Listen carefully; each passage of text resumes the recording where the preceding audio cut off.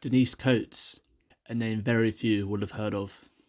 The joint head of gambling giant Bet365 is barely recognised in public and is very private, rarely giving interviews and refusing to answer questions about the company's activities overseas. In 2021, she was paid £421 million, an increase from £323 million she received in 2020. She has set a record for the best paid executive in the UK, making her the highest paid corporate figure in the world before bonuses or stock options are considered. To put this in perspective, the highest paid CEO in the United States, Chad Richardson of Paycom, the payroll and HR company, only earned $211 million, or around £150 million in 2021, according to Fortune magazine. Let's take a look at how Coates became Britain's highest paid business executive.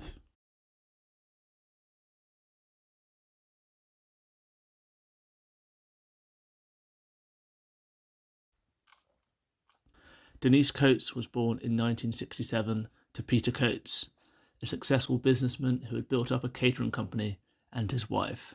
Denise had a quiet childhood in Stoke-on-Trent, being educated at local comprehensive school Sandbach High School, where her former maths teacher remembered her as a super clever student with an excellent grasp for numbers.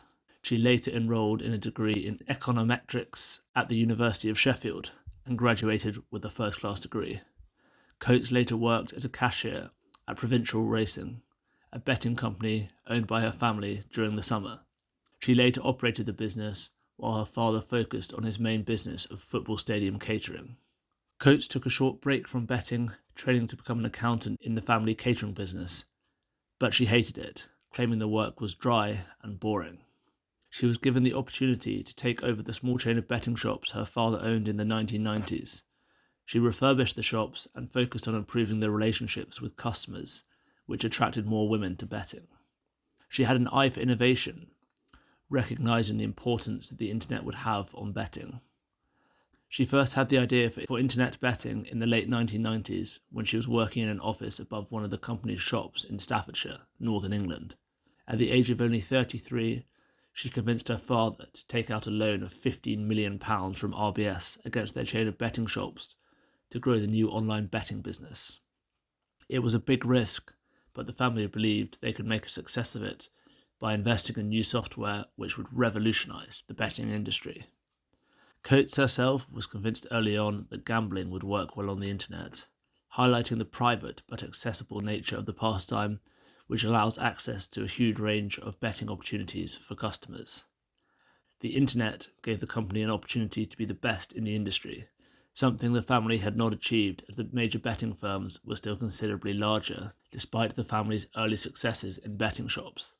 A pivotal moment came when Denise Coates decided to put together a software development team, rather than licensing a product from another provider. By doing this, Bet365 could control and develop their own systems, rather than relying on third parties to support their platform, giving them control of the whole betting process. Coates bought the domain name bet365.com for £19,000 on eBay in 2001 and started the company in a porter cabin in a car park in Stoke. In the early days of the business, they lost money, and there was concern whether the business would ever be profitable. Despite Coates working through the night to get the business going, she contacted a number of private equity and venture capital firms to try and raise capital, but many were reluctant to invest after the dot-com bubble had burst earlier that year. The family sold other assets to ensure they remained in control of the company. Despite other major betting companies in the UK launching online sites before them, Bet365 covered a number of sports around the world that online rivals didn't offer, meaning customers could bet on sports that were taking place all over the world, all year round. In 2005, Bet365 sold off their chain of 59 betting shops to rival Coral for £40 million and began to focus solely on internet betting by investing in the latest innovations and expanding their markets. The company's websites were translated into other languages to increase customer base and attract new customers. Multilingual employees were also hired to provide support overseas. By this point, the company had also expanded into online betting, bingo and poker, but sport remained their biggest market. In 2006, they purchased Bowmans.com, a betting company founded by Gary Bowman, which was the first company to legally offer phone betting in the United States. Bet365 added these new customers to their platform, boosting player numbers. In 2013, Bet365 focused on app development to capture the rise in tablet and phone use.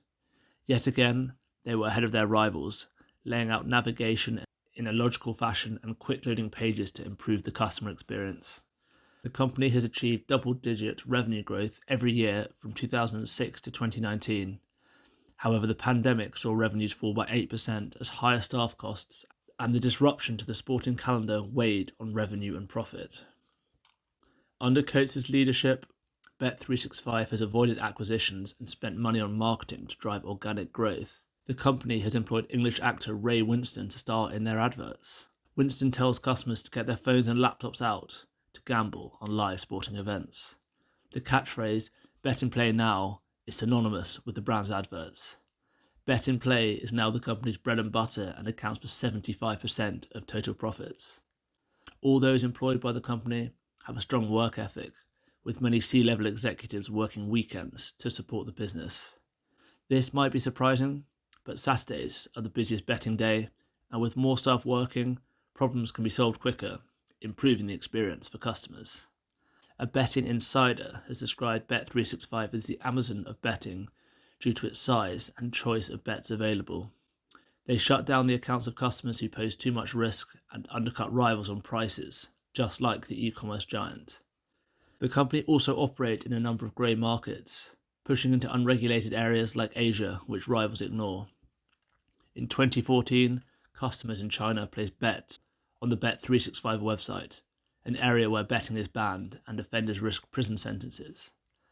Bet365 refused to comment whether or not they accepted these bets. The group also refuses to disclose where their customers are based, only releasing very limited information on Companies House regarding group revenue and profit. If the company was public, they would have to reveal this information like many of their other listed rivals. Coates has been the highest paid executive in Britain for the last few years, and she says her pay is fair despite it being more than all the CEOs employed by Britain's top 100 most valuable listed companies. She earns around £48,000 per hour, $20,000 more than the average UK yearly salary. Coates owns 50% of Bet365 and has a net worth of $5.5 billion according to Forbes. However, she refuses to partake in face-to-face interviews and prefers to respond to questions via email. She's given away around £85 million in 2020 to a number of causes, including local hospices in Stoke-on-Trent and health and mentoring schemes in Africa.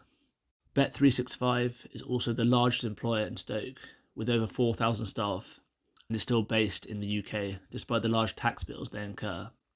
The success of Bet365 under Denise Coates' leadership has been phenomenal, rising from a small chain of betting shops to a leader in global betting. She has created a gambling technology company that is able to compete on a global scale.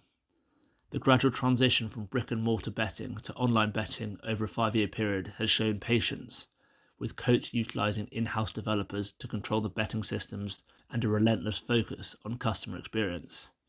She has given away some of her fortune through her charity, the Denise Coates Foundation, which has helped to fund the Douglas Macmillan Hospice and Alzheimer's research, but it is unknown if she donates to charities who help those with gambling addictions.